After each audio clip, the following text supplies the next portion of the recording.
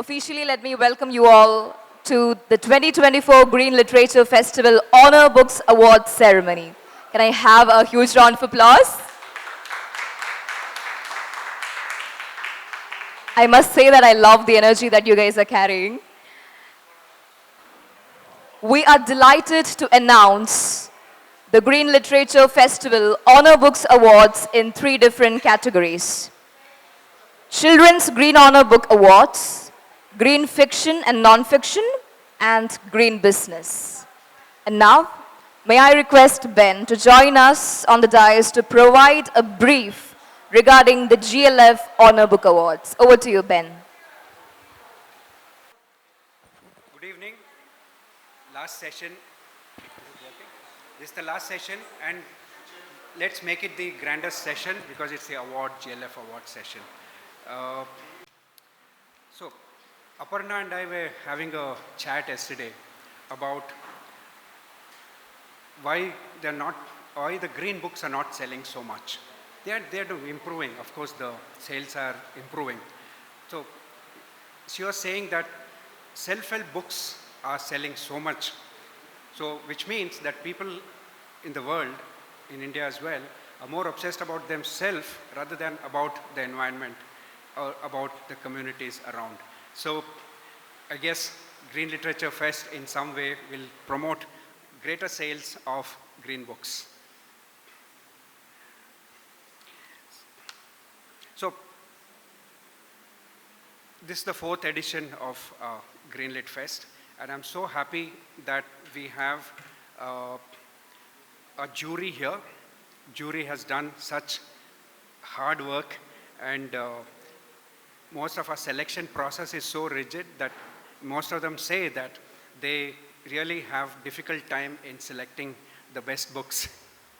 So we take this as a kind of a credit for putting together a process which is, rigid is good so that we get to select the best books.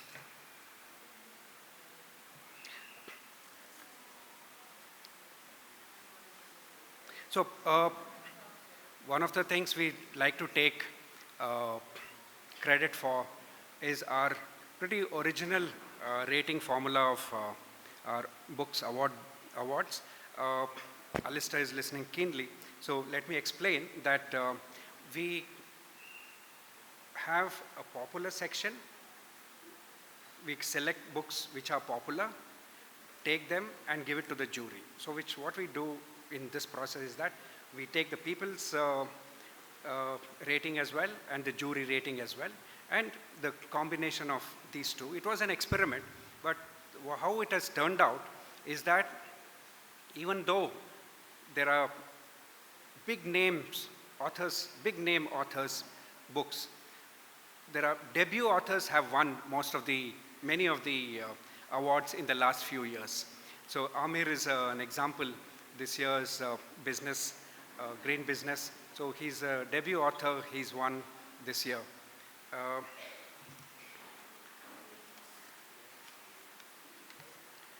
So time to call on Asti.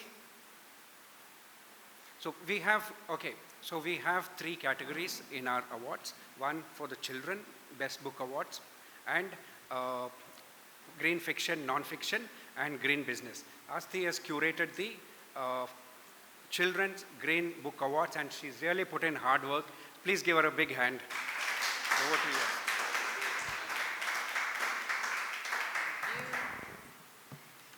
I'm very nervous. Okay. So Benedict came and asked me to put the jury together for the Children's Book Award. And it was a very hard thing for me because actually you really want to give the job careful thought, right? So I asked my closest friends and they all said yes. No. So I really wanted to get people who read books, who read children's books, who enjoy children's books, and I spoke to a couple of people to get things together. And I'm so happy that the 3 people who I did ask said yes immediately. And one of the first ones is Menaka Raman, please join us on stage. So Menaka writes books for children. She's written picture books, middle grade books, and chapter books. Yeah. And she also writes for newspapers on parenting, on children's books, for the Hindu. And yeah. And yeah, so, and she's a much discerning reader of children's books. So I was really happy when she said yes to me. You want to have a, do you want to sit? No? Okay, no. It's fine. The next one is Rahul. Rahul, could you please join us? I don't know his second name. It's Rahul R. And Raghavan, yes, I know. Rahul runs 5 schools, and he actually, I met him when he first started buying some books for his school, and we started talking about them. So I knew the passion with which he selected books. He's also a very discerning reader, and he's some IIT IIM type. Who works 6 days a week, and on the 7th day moonlights as a bookstore, bookseller. I don't know why, like Sundays he works at a bookstore. So really happy to have him on the jury as well. Thank you. And yes, and the last person is Tejasvi, who has done an MIA, I think. Are you here, Teju? No, he's not here. But Tejasvi Sivanand is actually a teacher, and he's run the library at the Center for Learning. And now he works in setting up, building libraries and doing consulting work. So again, a fantastic, very discerning reader and lover of children's books. I think he said something very beautiful in his introduction, and because it's something I really feel. He has an abiding love for picture books. Sorry. And his books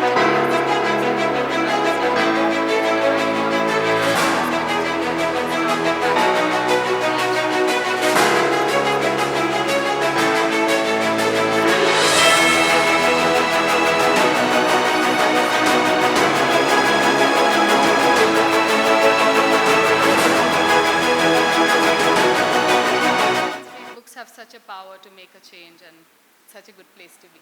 So over to you, Menaka. Doing what? You are doing everything.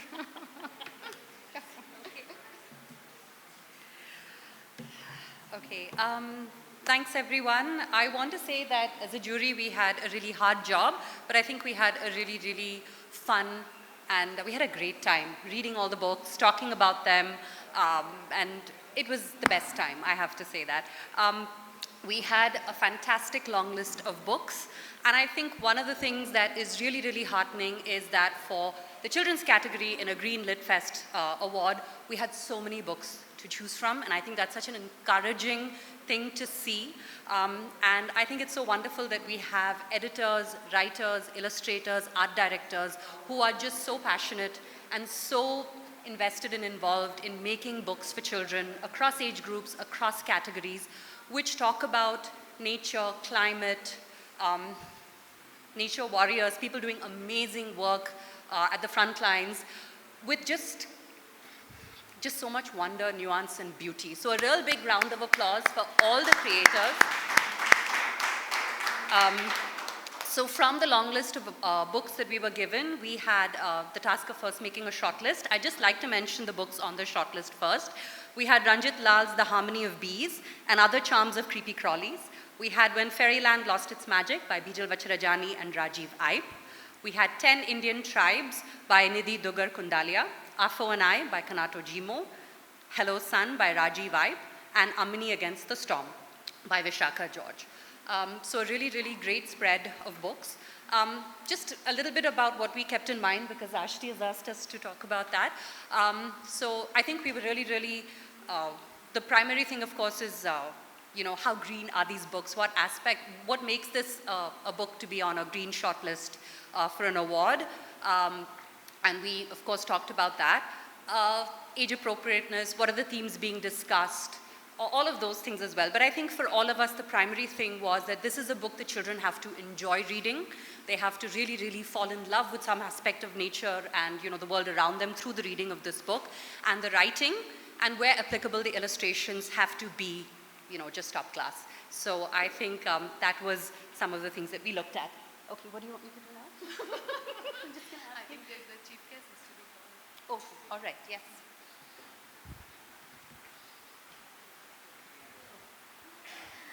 All right, and now may I take the privilege of inviting the chief guest for this evening. Ladies and gentlemen, with a thunderous round of applause, may I take the privilege of inviting Mr. Suresh Heblikar onto the dais. So please do join us right here.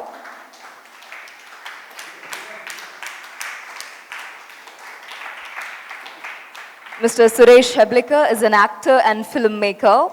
He has produced many movies in Kannada and has won the Best Director National Award and the Filmfare Award. But above all, we also know him as an environmentalist for laying the foundation for the EcoWatch NGO in 1998. It's an honor to have you with us here, sir. And now it is the time to hand over the goodies and the awards to the jury and the panel here. So I request you to kindly step forward.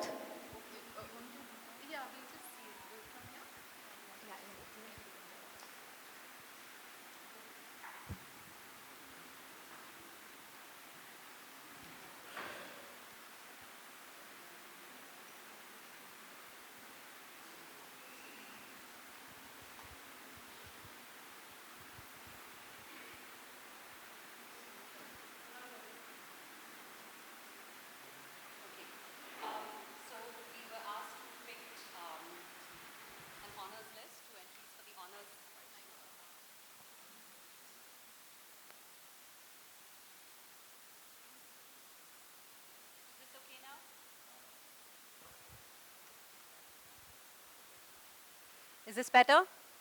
Yes. Okay, great. So we were asked to, of course, pick for an honors list 2 titles. And the first book that made it to the Green Lit Fest Award for 2025 honors list in the children's book category is 2024. I'm ready for the new year. Is the book Afo and I, written and illustrated by Canato, Jimo, and published by Prakasam Books.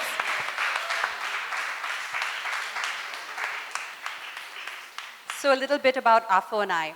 Afo and I by Canato Jimo is a moving meditation on loss, change, and the meaning of home. Through spare prose and haunting illustrations, it explores the profound changes that climate change brings to a mountain village while capturing the delicate, emotional landscape of a child facing the earthquake world. Illustrations, rendered with exceptional beauty, carry much of this emotional weight, speaking volumes in the spaces where words fall quiet. Rather than offering solutions or comfort, it dares to sit with the sadness of unstoppable transformation, acknowledging the deep nostalgia and sense of powerlessness that many feel in the face of climate change. In doing so, it opens up vital conversations about how we process and adapt to a world that shifts beneath our feet. Congratulations, Canato.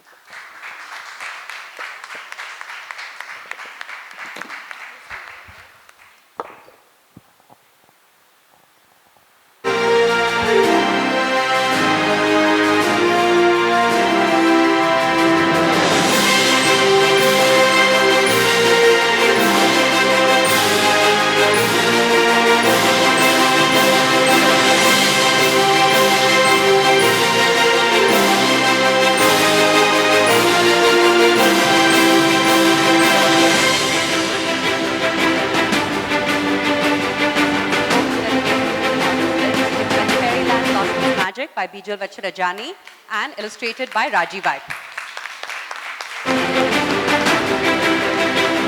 When Fairyland lost its magic, brilliantly reimagines how we tell both fairy tales and stories about climate change. Ingenious storytelling, striking black and white illustrations, the white and red riding hood and Cinderella into a world where fairy tale meets modern reality, complete with Twitter trolls and social media influencers. The book's greatest triumph lies in its wit and inventiveness. With a deft touch, it weaves environmental concerns into familiar tales, creating clever parallels that spark both laughter and thought. As these beloved characters navigate the changing world, they speak in a language that creates moments of humor and recognition that will resonate deeply with middle school readers. When Fairyland Lost Its Magic proves that crucial conversations about our environment need not be weighted only with despair, its humor and cleverness, paired with expressive artwork and thoughtful production values, creates an engaging experience showing how sharp wit and imagination can illuminate even our most challenging realities.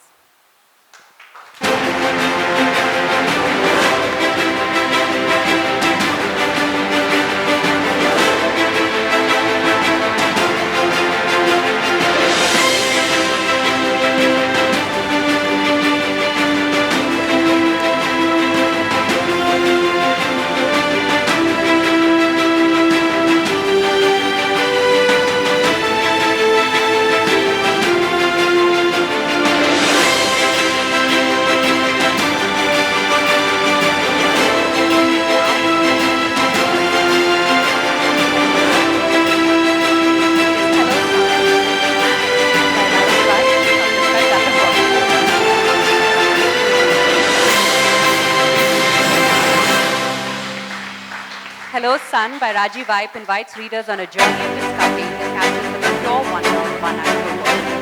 Through richly detailed illustrations and a tender language, Eipe creates a celebration of our vital connection to nature that speaks to readers of all ages.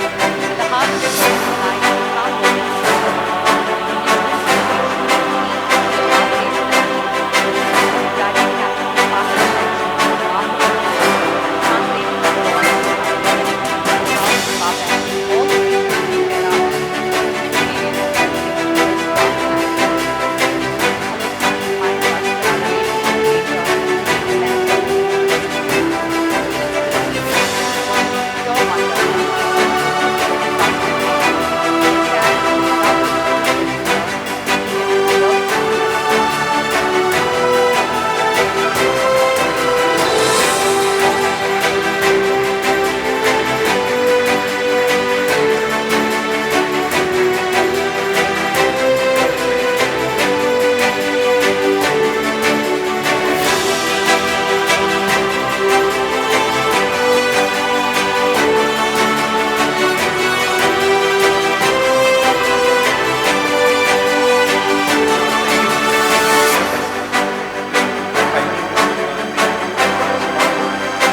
Experience this very prestigious prize. Making a book might seem like a solitary exercise, but it isn't. So I have some people to thank very quickly. The idea for the book first came during an illustration workshop with Vinayak Verma, so thank you to him.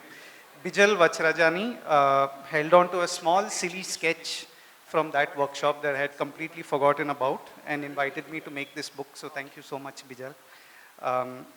Smith Zaveri was the editor of the book, and she brought order to words and nudged me very gently towards timelines and submissions. Canato Jimo, who besides being a wonderful bookmaker himself, also guides many excellent picture books into safe harbor as, in his role as an art director, as he did for this book, so thank you, Canato. Pratham Books, for publishing this and many other excellent books at affordable and accessible prices in print and for free on their digital platform Storyweaver in many, many languages. This book has been translated into and read in as many as 31 languages, including Kannada, Gujarati, Gondi, Urdu, Santali, Serbian, and Spanish, and whose Hindi translation has such delightful lines as "Mr. Makada hai koi lafada." The development of this book was made possible by a grant from Azim Premji University, so many thanks to them. Most of all, thank you to Archana Srinivasan, my companion in discovering and exploring the natural world, and whose description from her early childhood of sitting in the mud watching ants for hours inspired the picture of this little boy in the book. I made this book as a reminder to myself and anyone willing to listen to take delight in the natural world around us, however modest. A park, a backyard, a balcony, even a compost pot. There is so much to be inspired, amazed, bewildered, mesmerized, intrigued, and moved by. And big words like protect, preserve, save, etc. can come later. I have now exceeded the word count of the book, so I will stop. Thank you.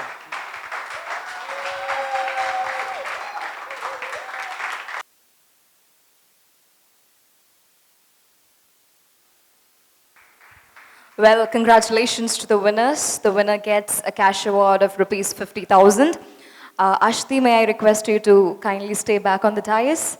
Ben, please do join me in presenting a token of appreciation to Ashti. We have a WWF jury skit that is being presented.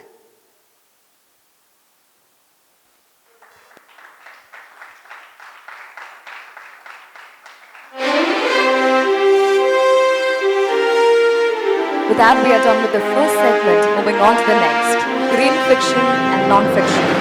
And this is hosted by none other than Aparna Karthikeyan. May I please invite you onto the dais. Officially, she is the head of general fiction, non-fiction. She's an author and journalist working in the intersection of culture and livelihood. But above all, she is a very dear family member of GLF, and she pitched in whenever we needed her the most. Thank you so much for that, and please do join us right here.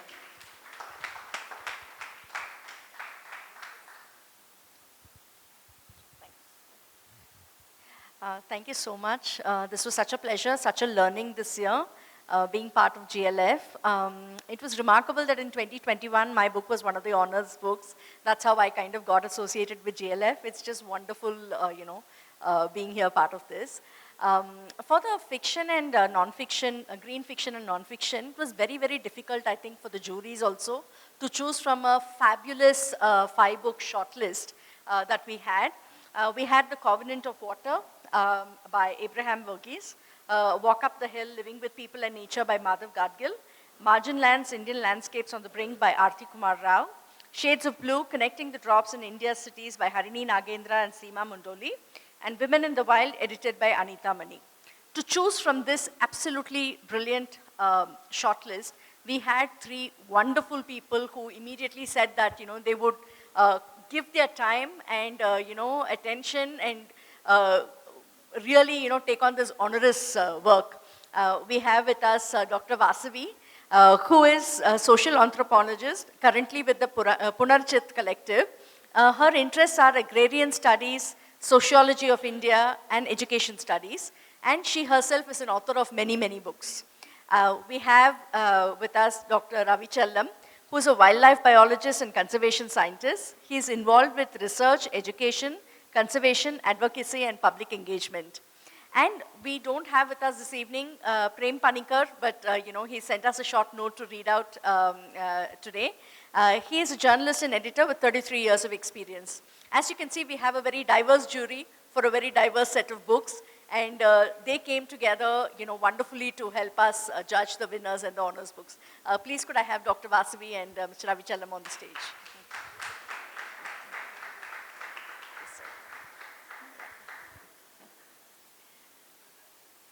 We'd be honored if you all announce the winner and the honors books.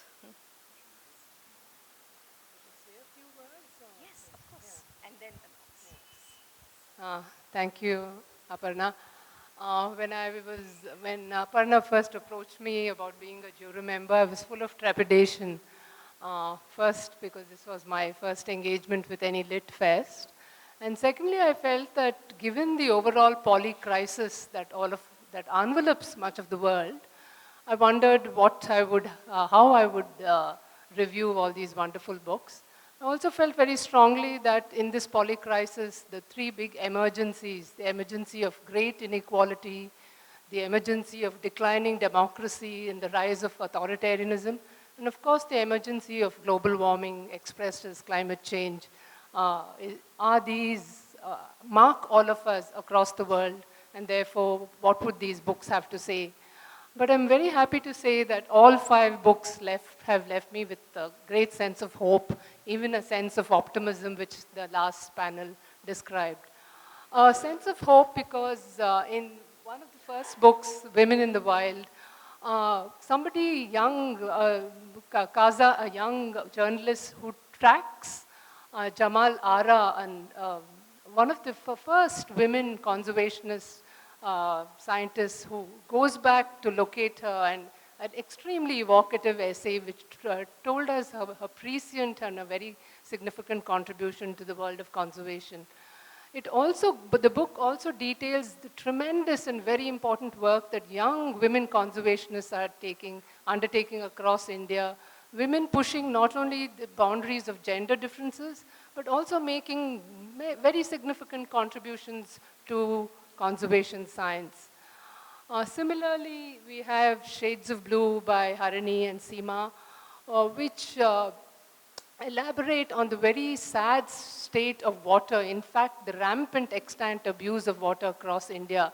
But within this narrative of really gargantuan abuse of water, they look at very Lilliputian efforts of conserving water, of a range of people who are trying to restore the value, the social, cultural value, and the economic value of water. So again, very, very hopeful. The Covenant of Water is a novel, so it was very difficult for me to kind of go through a very detailed novel. But again, something that details the history of almost 120 years of a family in Kerala, but tells us about the importance of water, but leaves us with a sense of hope that comes in a context of, despite a great ecological crisis that is set in Kerala. A Walk Up the Hill is an autobiography by Professor Madhav Gadgil. It's an extremely important autobiography, not only by a scientist, because a lot of establishment scientists have not written such detailed autobiographies, but it tells us the importance of someone as privileged as him to take to grassroots level work, to bring science to the everyday life of people, and also to pick up the everyday knowledge of people and bring it to the world of science, to establishment itself. Finally, Arati's book, which I was very pleasantly surprised to read. I had known Arati and her work mostly for her photography, but I saw that she brings that descriptive, that graphic description of or that insight of eye of photography to her writing to describe vast, extant marginal lands across India. But very importantly, she is one of the few persons who revisits those sites to understand them in great depth and to understand how local knowledges held by common people are also very important for ecological conservation and restoration. So I think all 5 books have reposed a lot of hope and optimism with me. I'd like to thank all the authors, the editors, and also all the organizers of this wonderful Green Fest. Thank you and congratulations again.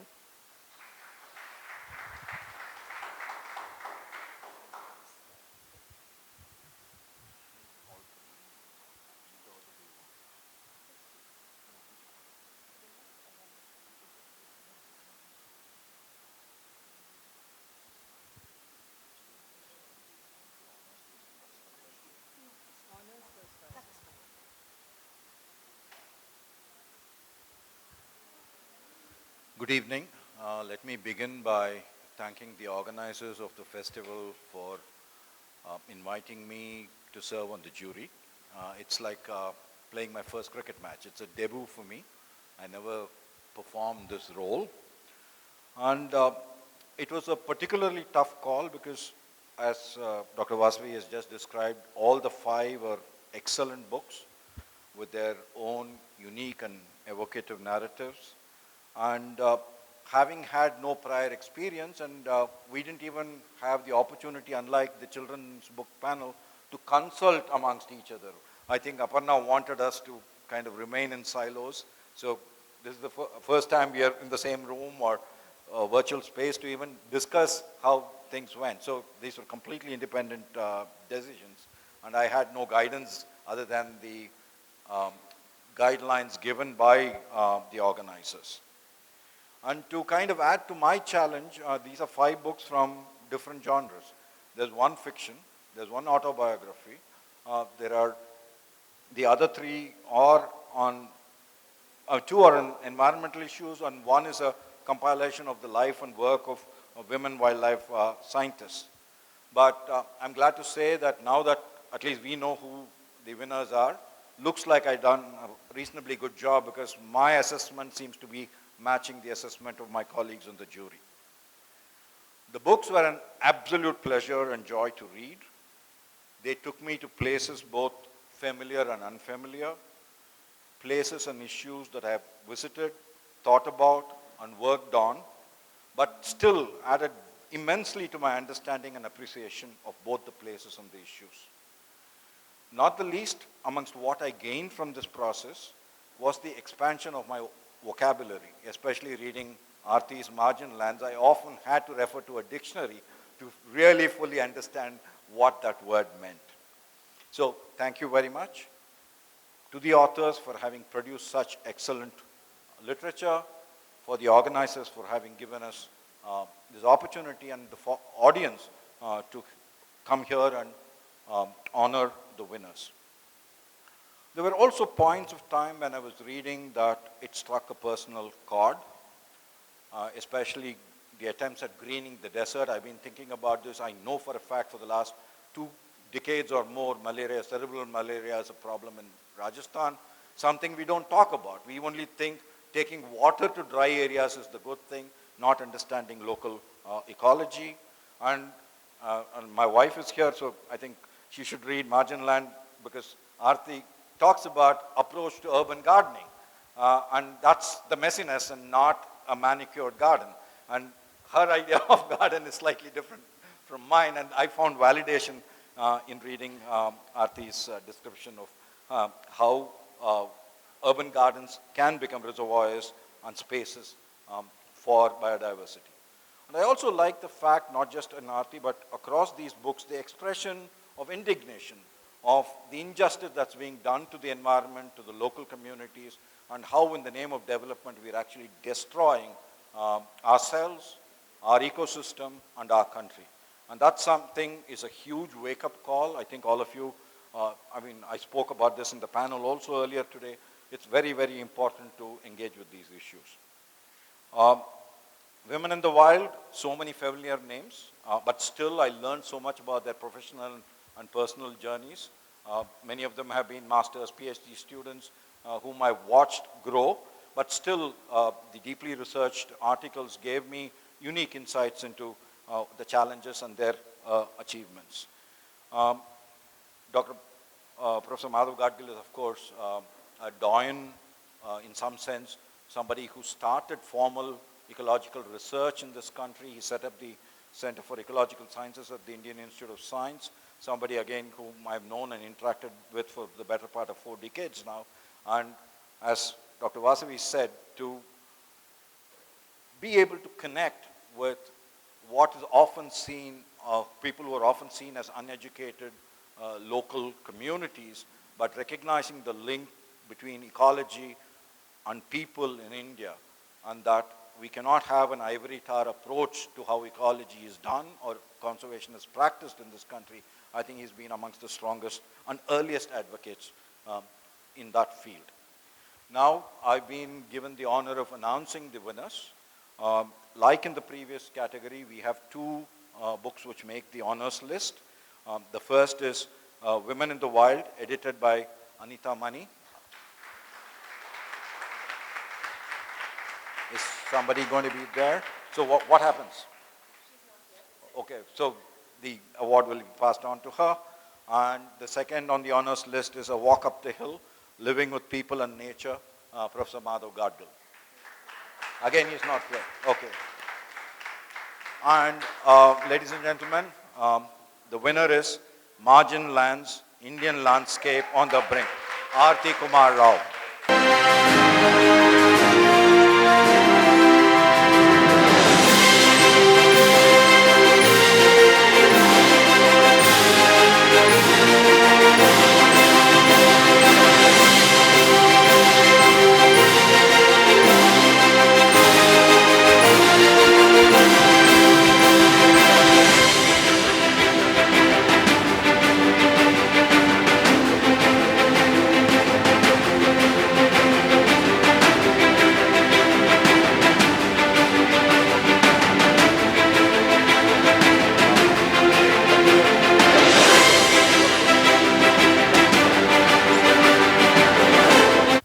What is the most noteworthy about the Green Literature Festival is that it exists at all. The environment has long been a much neglected subject in the mainstream discourse. What the festival indicates is that the book publishing industry is making up for this neglect. And the shortlist, excellent books all, with a wide and varied range of voices and ways of approaching the complex subject, is a testament to how effective publishers have been in supporting, reporting, and writing on arguably one of the most important subjects of our times. What Prem doesn't tell us here is he was responsible in some sense to the work that Arati has published. The shortlisted books are uniformly excellent to the point where judging the relative merits of the books became an exercise in splitting hair. While I recuse from judging Arati Kumar-Rao's exploration of some of India's most stressed environments, I'm glad it won. It is the kind of boots on the ground reporting, sans judgment, that is or should be at the core of environmental reportage.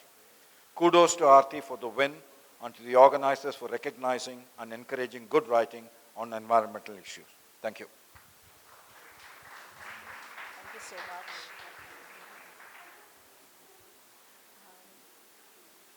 Yeah, and Benedict has to. Arti. I'd like to invite Arati to please give us a small speech, as well as please if you could read a small portion from your book. Yeah.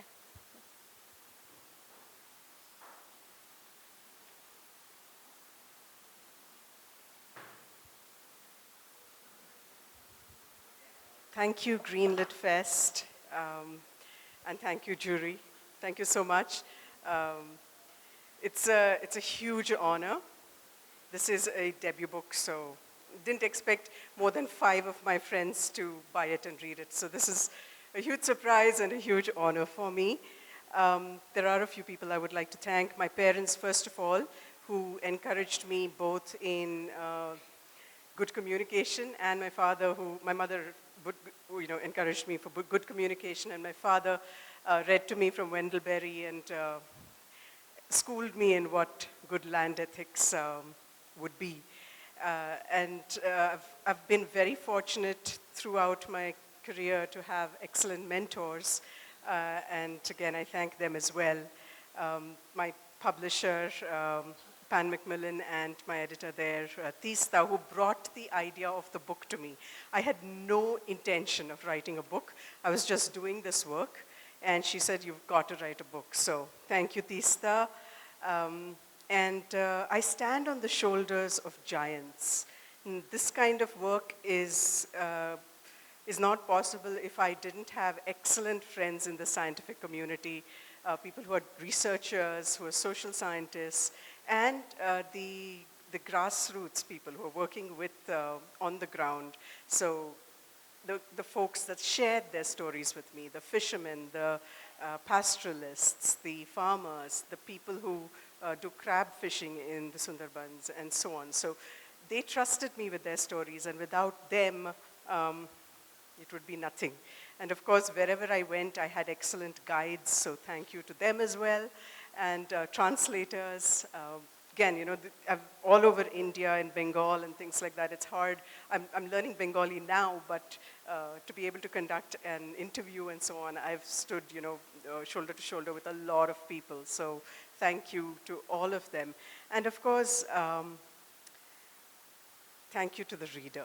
Thank you for choosing to give Margin Lands a chance and open it and read it. Thank you very much. And truly, the kind of work we do here to tell stories, it would not be possible if it weren't for the funding. And Rohini Nilekani and Nilekani Philanthropies believed in me and my work, and this book has been sponsored by them, so all the travel and so on. So thank you so much, Rohini, for believing in me. It has been mentioned before, environmental reporting, environmental books, environmental issues are so central to everything in our lives. I'd like to, kind of recall a quote by Aldo Leopold, who said, "Civilization has so cluttered the elemental man-earth relationship with gadgets and middlemen that awareness of it is growing dim. We imagine industry is what supports us, forgetting what supports industry." The land is central to our being. And unfortunately today, that is the thing that is being sacrificed. And we are seeing it as parcels to be done with, resources to be mined, basically ravaged in every which way. And when Aparna suggested that I read, I just wanted to read a part from the chapter on the desert, which speaks to this kind of very myopic, piecemeal look at any land, in this particular instance, the desert. As we crisscross Jaisalmer district, we continuously encounter 2 different worlds. In one lives a people grounded, observant, wise to the magic and limitations of the desert, and therefore able to survive, even thrive, in a seemingly hostile environment. In the other lives officialdom, a hodgepodge of departments and bureaus, unaware of the intricacies of the land, intent on imposing their will on an ecosystem they continue to misunderstand. I think of the fable of the 6 blind men and the elephant, and I reimagine it for our times. One touches the limestone and thinks, a resource to be mined.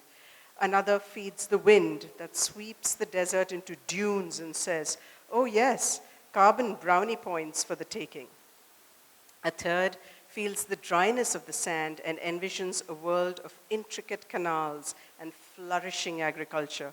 And a fourth dreams of large stretches of acacia on the towering dunes. Each touches an element of the desert at some opportunistic point and fashions his worldview accordingly. None bothers to fathom the desert in its intricate entirety, and therefore none appreciates how an intervention here could ruin an integral dynamic elsewhere. As the blind men come to blows over their individual interpretations, a sighted man comes along and tells them of the complex, living, breathing creature they have failed to comprehend as a whole. And the blind men listen as their limited knowledge is gradually replaced with a gently growing awareness. In the here and now of the desert, though, the fable has a grim denouement. There are the sighted, the viscerally aware, like Chattar Singh or Babu Singh or any number of people who walk this land. They speak eloquently with the benefit of deep observation and a keen sense of the totality of a desert far greater, far more nuanced than its individual parts. Chattar Singh looks up at the pile of clouds rising high into the sky. To the poetic eye of the desert dweller, the shape resembles a woman balancing a water pot on her head. They have a name for this cloud formation too. They have 40 names for clouds and as many days in the year that they see clouds. Panihari, water bearers. Ye drishya ka roop hai, Chattar Singh murmurs. Bhasha nahi, this is a manifestation of the land, not a language. His own son would not know the name nor understand the subtleties Chattar Singh sees in the sky. The loss of a landscape lexicon is more acute than just the vanishing of words. It foreshadows a time when the elemental connections between the land and its people will be severed. It plunges us into a blindness that is total, willful, destructive. The blindness of those who refuse to see. Thank you.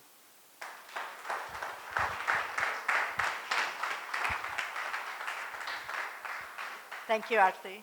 That was wonderful to hear from the book. Professor Gadgil has sent a very short note to read from his book. I'll just read one paragraph that he sent. India's greatest strength is its democracy and diversity of nature and of cultures. Our free society has allowed me to enjoy 8 decades of life as an Indian citizen, walking up and down the country's hills and dales, watching peacocks dance and elephants prance, living among the fisherfolk on the estuarine island of Mysore and among the spice orchard owners of Sirsi in Karnataka, among Kuki tribals of Manipur Hills and Gond forest dwellers of Gadgil of Maharashtra, while being a part of the vibrant scientific community of the Indian Institute of Science for 3 decades and of our science academics for the last 5 decades. We miss having him with us, but it was very, very wonderful to have his book here today. Thank you so much, everybody. We'll hand over to the next section. Thank you.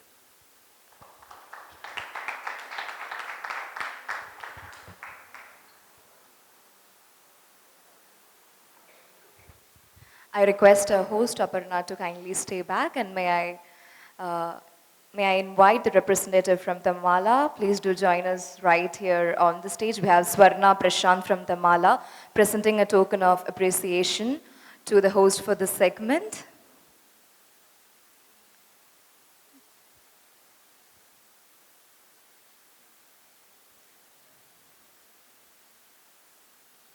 Onto the dais. We have the WWF jury's kit being presented to the host for this segment. Thank you so much.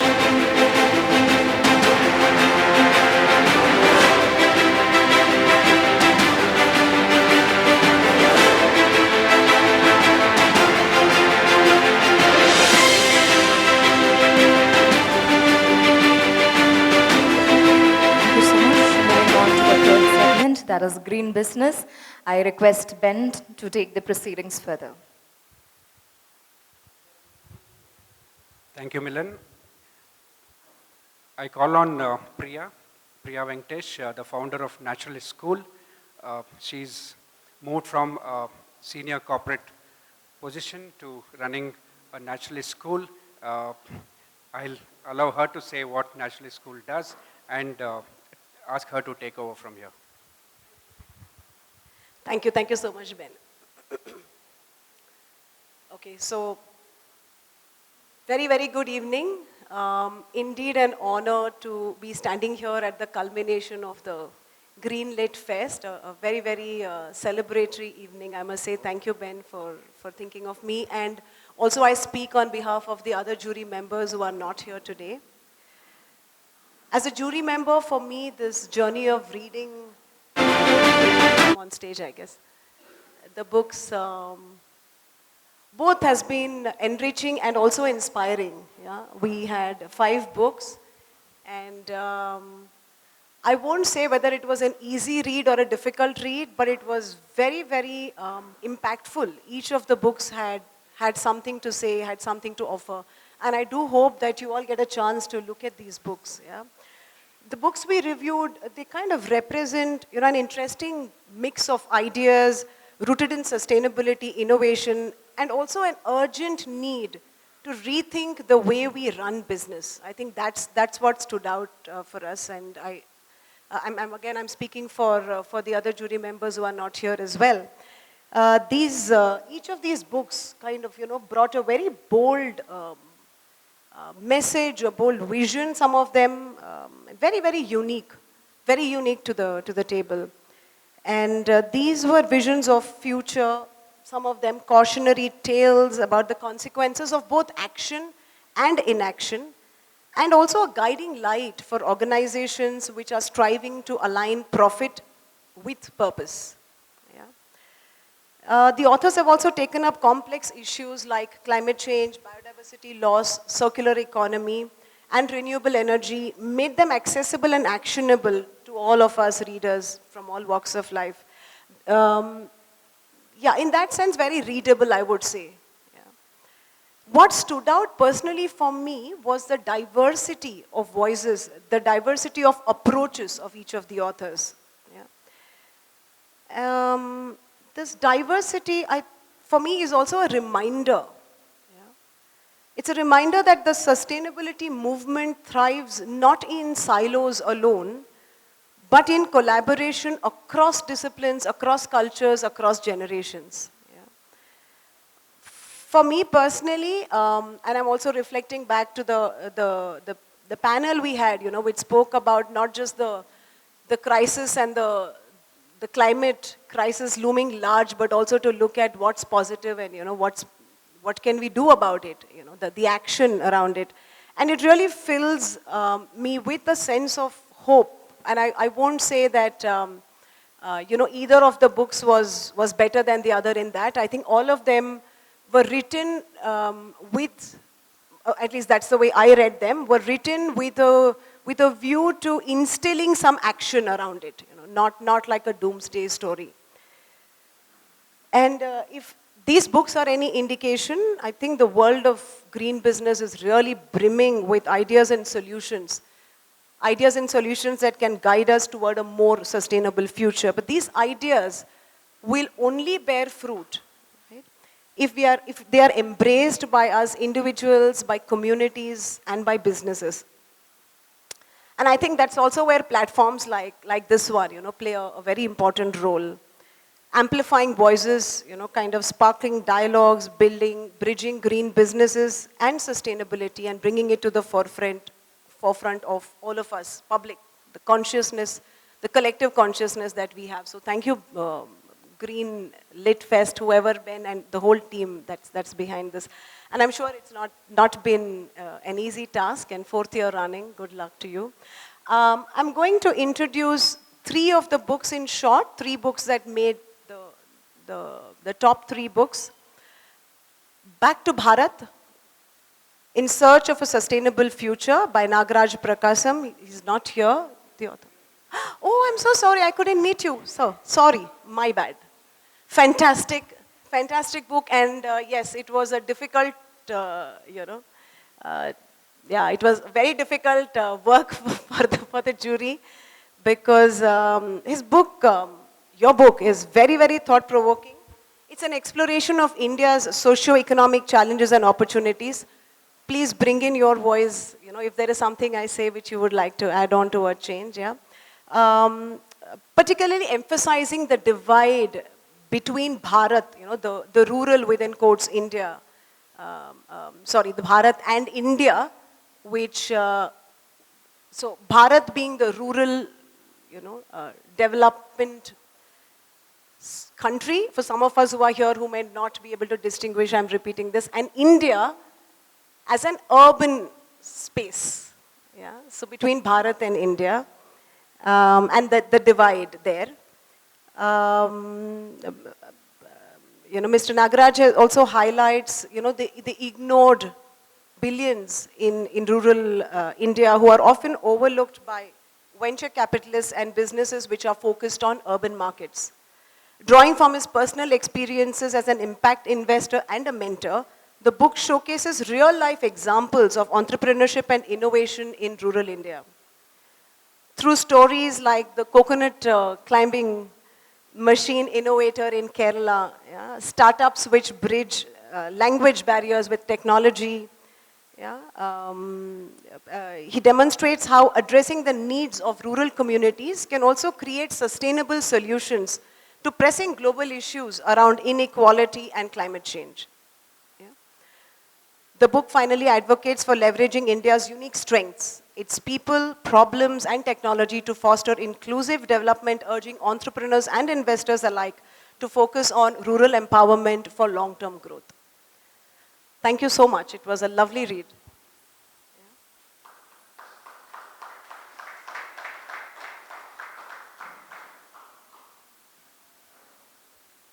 Second. Okay. Shall I finish all the three books? We'll finish all. That's what. Yeah. I'll finish talking about two more books. Yeah.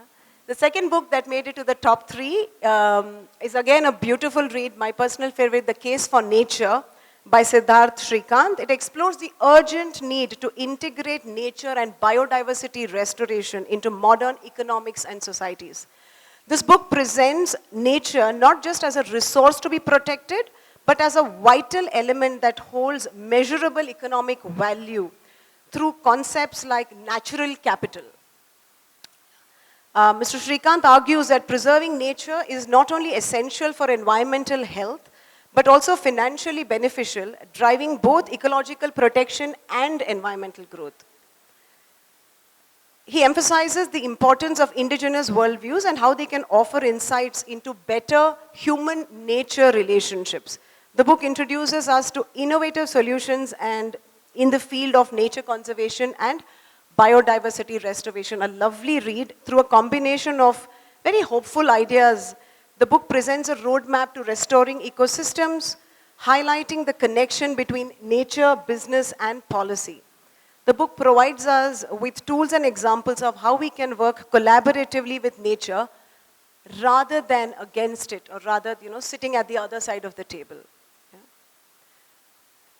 Yeah. The author is not here, but I think he deserves an applause.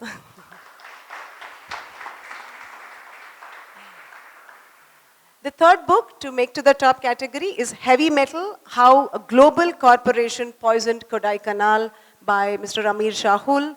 It's a very deeply researched expose of the mercury poisoning incident caused by HUL Hindustan Unilever's thermometer factory in Kodaikanal, Tamil Nadu. This book documents the environmental and human toll of corporate negligence, focusing on the improper disposal of mercury waste that contaminated local ecosystems and harmed the health of factory workers and the nearby residents.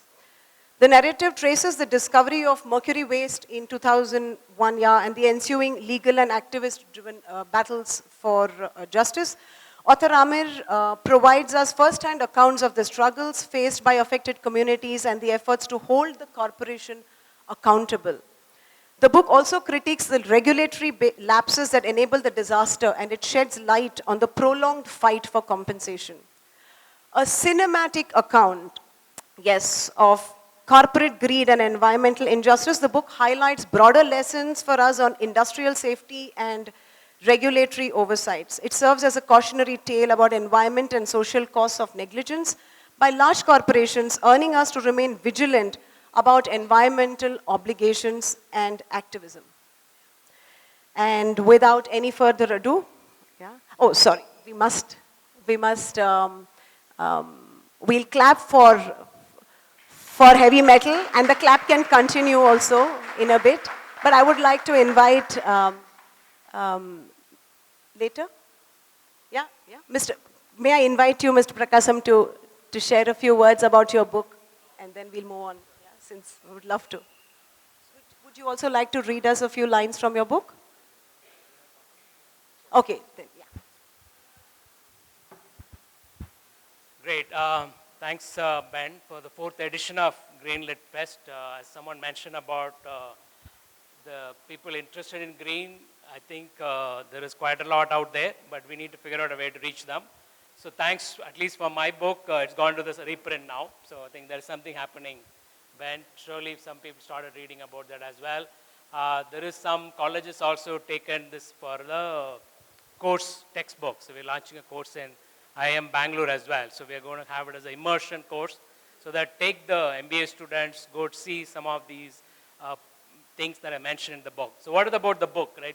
As she mentioned about the world has 2 problems, climate change and inequality. So I'm trying to figure out the word Bharat. I'm sure you would have been in the panel in the morning. So I clarified, I have nothing to do with the politics Bharat now, right? So this Bharat means the billion people that we ignore today. So we are talking about the 400 million always.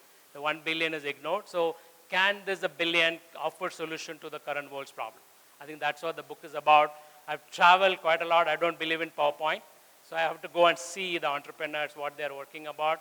So I've been to 28 states, stayed in Naxal areas, tried to understand the problem firsthand, so that when I come back and started talking to the entrepreneurs about these are all the problems out there, and they'll give you an opportunity for them to start looking at it. Otherwise, they are solving the problem. Most of the entrepreneurs are solving the problems for the rich, which is the problems are very trivial compared to the billion people that have a problem. And also we are promoting another thing is about, instead of someone, I call it about outside-in entrepreneurs. That somebody in urban setting suddenly one day wakes up and say that, well, what am I doing with my life? They'll just start doing something. That's called outside-in. But there are people in the grassroots already know I have a problem. And we are empowering them as well, that I call it about local problem, local solutions, local investors as well. So we have a foundation in Tamil Nadu which is going across the state. We always ignore Chennai. So ignore the state about developing the local entrepreneurs. So in Madurai, we have probably 40 angel investors investing in startup in Madurai, right? So that there is an opportunity for the locals to start looking at it with the angle that no English, no PowerPoint. You just walk into somebody in Madurai and talk to them about this is a problem that I want to solve. People will connect with them, right? You take a person in Tamil Nadu, he can decipher a 1,000-year-old poem in Tamil. But you put him in Bangalore, he has a communication problem. He can't speak English, right? So that's the element we want to remove, because only 400 million speaks English in India, 1 billion do not. So that does not mean that they do not have an idea to solve their own problem. So that's another area that I've started looking at. We're very happy that around 20-25 investment we have done in Tamil Nadu, all are in the triple bottom line. So I always say about how the triple bottom line business, what we call as about not only profit, people and planet. If we start looking at that, today's startup is tomorrow's corporate. Today corporates are watched by ESG, environment, social and governance. But today, if everybody start working on planet and people, then we don't need the ESG police dogs, all this watching down on them, because today SEBI is watching all the 1,000 stocks listed in the stock exchange. They have to submit a ESG report, what I've done to the planet, what we have done to the people, right? But now the social businesses from day one, they have this policy. So I think thanks a lot for GLF to consider this book. I'm very honored to be shortlisted for the runner-up award. And I think they've closed up, but it should be available on Amazon. Read it up, reach out, we can have a dialogue, discuss. And if you're an entrepreneur, that's another one. It's about the book is why I wrote the book. I came out of the corporate 12 years back. I said, I'm done, no more running. And I've done this, 12 years, amazing number of entrepreneurs, been mentored, invested, traveled around, and all this learning happened. Many of my friends always say that, Naga, I want to do what you're doing. They've been telling the last 12 years, right? Nothing is happening. Always there'll be some excuses coming. So that's an answer for all the excuses. Some students will say that, no, I can't solve this problem. There's an excuse, there's a solution for it. Whoever you are, you have an excuse that I can't do it, and I put stories about each one of those, whether it's a corporate life, whether it's a student, a guy never went to school, he has somebody returned from US, all these stories are there. If whatever the part of your demography you are, I'm sure somebody like you solving an amazing problem. So if they can do, you can do that as well. Sustainability cannot be achieved if individual social responsibility cannot be done. Today we blame someone for all the problems, right? And what about us? What are we eating? Where are we living? What are we wearing? If you look at the roti kapda makan, if it is sustainable, then only sustainability is possible. Otherwise, we will be giving yawn. All the best. Thank you very much. Thank you very much. Okay, and now the moment that we've all been waiting for. May I invite Mr. Suresh Heblikar to come on stage first? Our honored chief guest to do the awards. Thank you.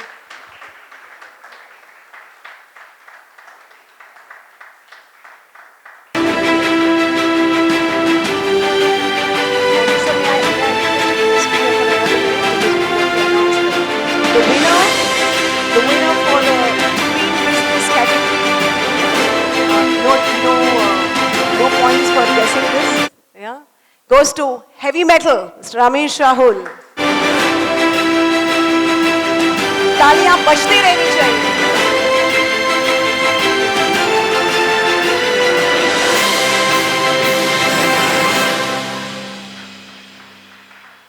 Please.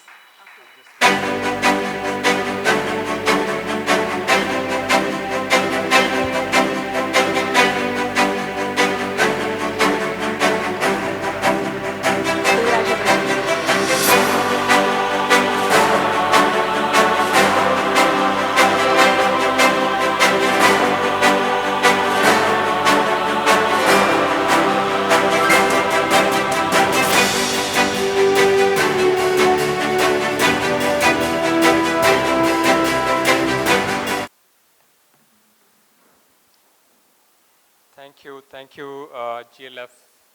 Thank you, everyone. I'm just going to take 2 minutes, 3 minutes.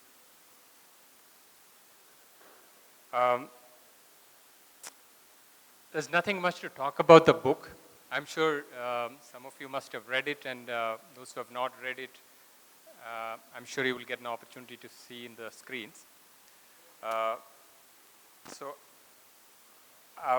I'm just, have a small script written. We live in a time when our home, the planet Earth, is an ICU. It's an ICU because of the wounds inflicted by its own children, and continues to be inflicted regardless of the devastation already caused. Every day, we are reminded through horrifying stories from one corner of the world or another that the planet doesn't have a long life left. As yet, we are not doing enough to restore its health or even to stop injuring it further. We are all caught up in our own greedy existence, an existence that will ultimately become meaningless if the earth, our only home, can no longer sustain us. Ladies and gentlemen, my book, Heavy Metal, is one humble attempt to expose these insidious, greed-driven actions orchestrated by human beings on the planet Earth. In this case, by a global corporation, ironically celebrated as an ethical model institution. This is the story of betrayal of the environment, of a community, and of the future. It's a story of the people of Kodaikanal who fought tirelessly for justice, their environment, their livelihoods, and their dignity. They taught us the resilience, courage, and truth are the greatest weapons we have against greed and exploitation. This recognition by the Green Literature Festival is more than an honor. It's a validation of the voices that have long been silenced and the struggles that have often been overlooked.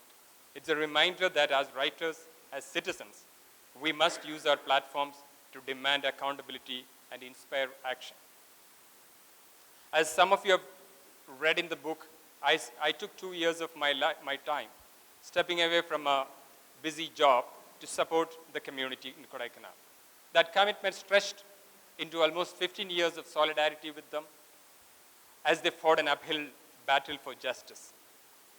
And in this journey, I have made the most important realization of my life. It's only through the unyielding courage of communities, the unwavering determination of citizens, and the enduring hope of victims that any solutions can be found. I stand here because of the people of Kodaikanal, who refuse to let their voices to be silenced. They are the reasons the story exists. Their resilience, their fight for justice, and their belief in the power of truth inspired every word of Heavy Metal. This award belongs as much as to them as it does to me. I dedicate this award to the people of Kodaikanal and to the activists and whistleblowers who risked everything to protect what is sacred in the pristine sholas of the hill station. Let their bravery serve as a torchbearer for all who strive to safeguard their home, our shared home, planet Earth. To the organizers of the Green Lit Fest, thank you for creating a platform that celebrates stories that matter, stories that hold a mirror to our society and challenge us to do better. Let me leave you with this small thought. The earth does not belong to us. We belong to the earth. And if we fail to act now, there will soon be no stories to be told. Thank you. Thank you once again. Congratulations, Ameer, once again.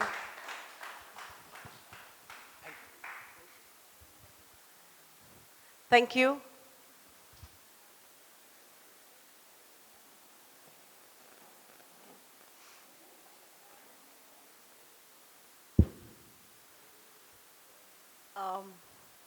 Also to all the authors that we had a chance to read through, I really extend my deepest admiration and gratitude. To everyone present here today, I hope these books inspire you as much as we have enjoyed reading them and they have inspired us.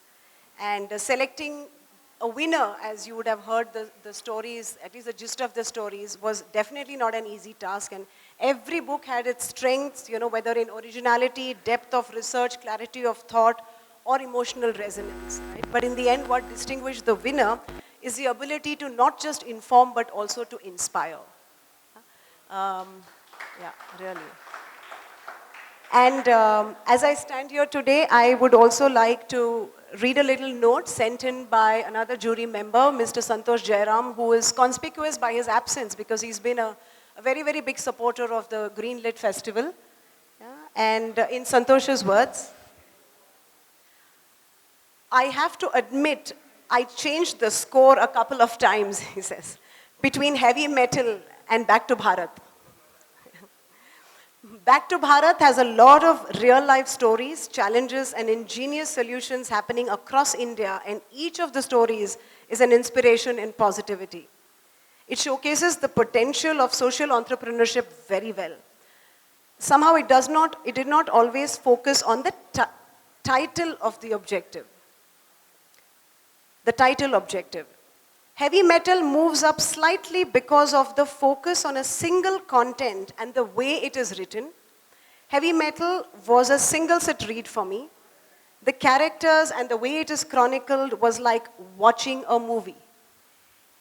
And hold your applause, because there's one more little piece of secret I want to share with you. It not only reads like a piece of movie, you'll probably also be seeing it very soon. It is going to be coming out as a feature film through Netflix. So a big round of applause to Ameeer, Shahul. Thank you very much.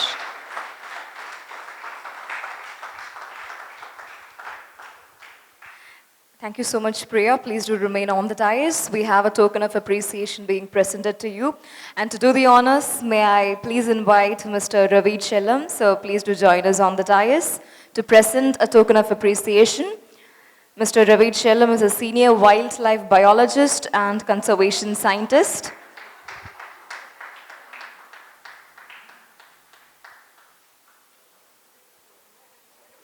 Thank you so much, Priya, once again. And now, may I please request all the jury members of all the 3 segments to please join us right here on the dais. We will have a token of gratitude that is being presented to you on behalf of the Green Literature Festival. In the very first segment, we have Menaka Raman and Rahul Raghavan along with Pages Shivanan. Please do join us here. May I also invite Dr. A.R. Vasudev, Dr. Ravi Shelvan, I also invite Ben to do the honors of presenting the goodies to our jury members.